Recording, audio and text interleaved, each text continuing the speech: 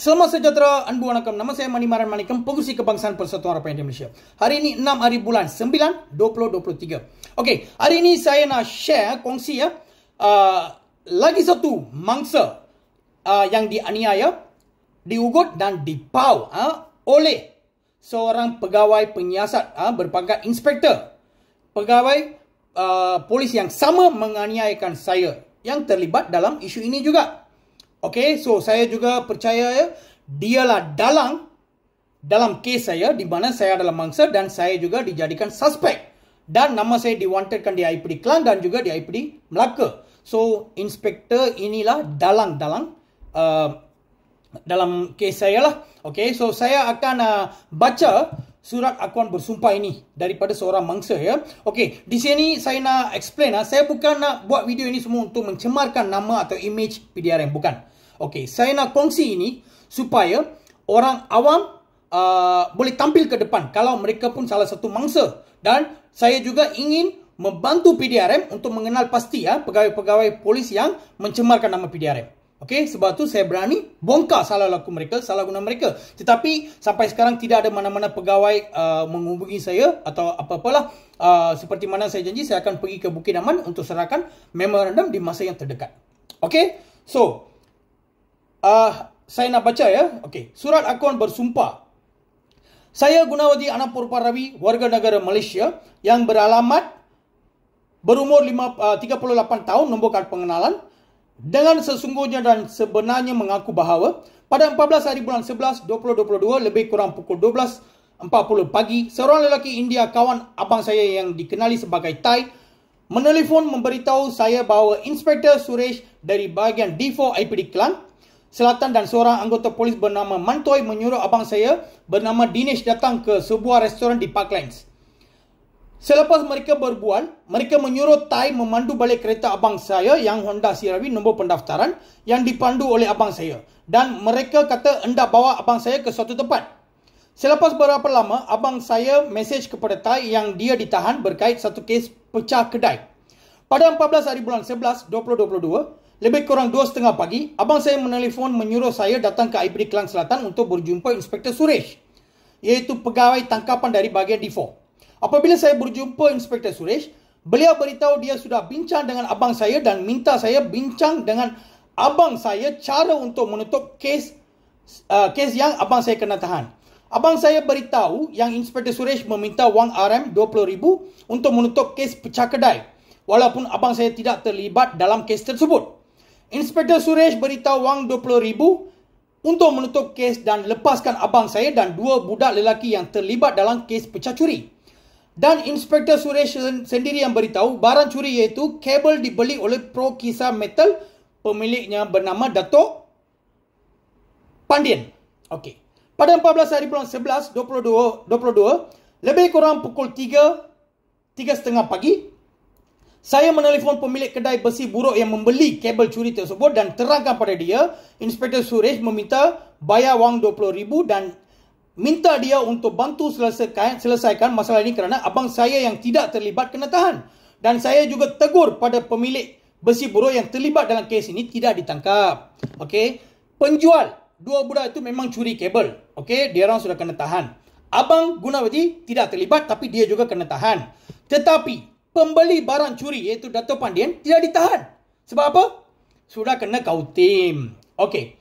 Pada 14 hari bulan 11 2022, okey, lebih kurang pukul 4.30 pagi, abang saudara saya bernama Simon pergi jumpa pemilik besi buruk untuk mendapatkan wang RM10,000. Selepas itu, saya bersama abang Simon pergi jumpa Inspektor Suresh di IPD Klang Selatan dan bayar wang dia minta sebanyak RM20,000. Walaupun abang saya tidak terlibat dalam kes ini, kami terpaksa bayar pihak polis kerana takut terjadi apa-apa kepada abang saya kerana ini bukan kali pertama abang saya kena dianiaya dan bukan kali pertama pegawai polis dari IPD Klang Selatan memeras ugut, iaitu PAU. Okey, saya nak terangkan abang dia bukan kata dia orang baik. Dia memang pernah buat salah, curi kabel, pecah kedai, memang ada. Okey, bila ada, mereka kena tahan dan mereka dilepaskan selepas PAU. Okey, selepas itu mereka insaf, mereka tak buat apa-apa kerja jenayah macam ni, tapi mereka akan ditahan sebagai suspek juga kalau ada berlaku pecah kedai di sekitar Klang. Mereka tahan suspek. Dan mereka juga ugut. Kalau tak settle nanti kena poka lah, itulah inilah. So mereka pau. Keluarga risau tentang keselamatan abang dia dan masa depan abang dia. Mereka cari duit dan hutang sana hutang sini, mereka bayar. Lepas tu dilepaskan. So mereka at last, apa yang mereka fikir? Buat salah kena tangkap juga. Tak buat salah pun you orang tangkap dan pau. Lebih baik saya buat salah. Inilah salah satu punca dan sebab jenayah susah dibendung di kawasan Selangor. Okey, apa yang saya tahulah.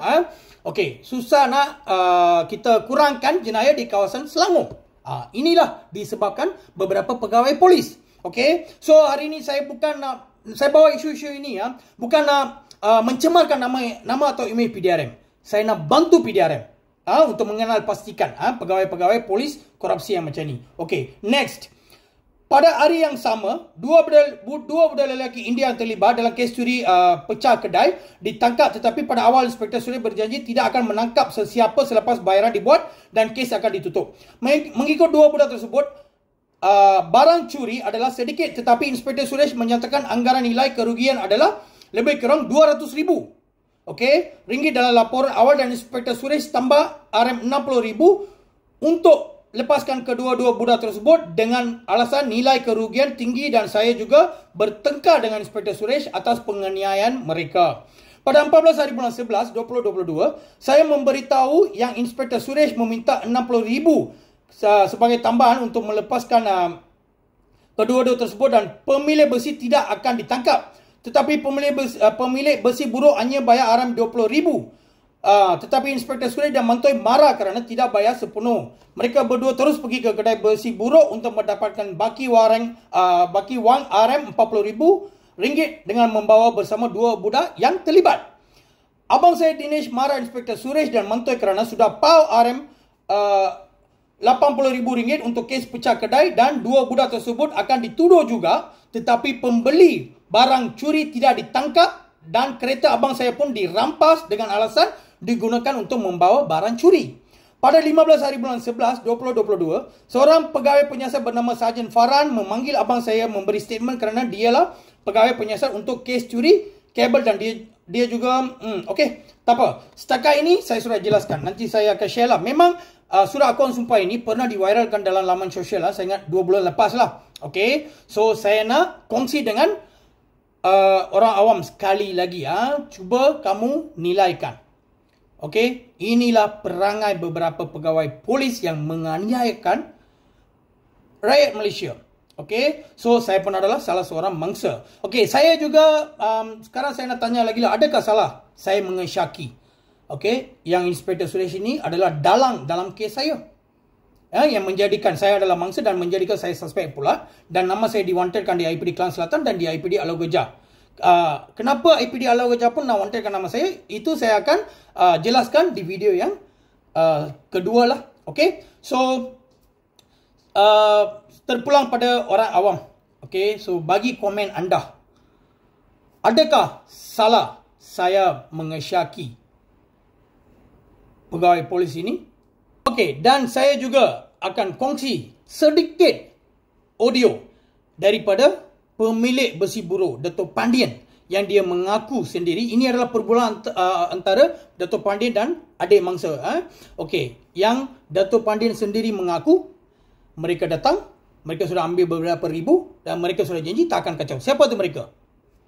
Okey, so saya akan muncul lagi di video yang akan datang tentang IPD Melaka. வந்துட்டு புண்ணாம காமிச்சாங்க எல்லா வேலைக்காரங்களும் உட்கார வச்சுட்டு 50-60 கேட்டானுங்க தெரியுதா? இல்ல சார் அப்படின்ட்டு ஓகே ரைட் 40 கொடுத்துருக்கு. 40 கொடுத்துட்டு 10 மை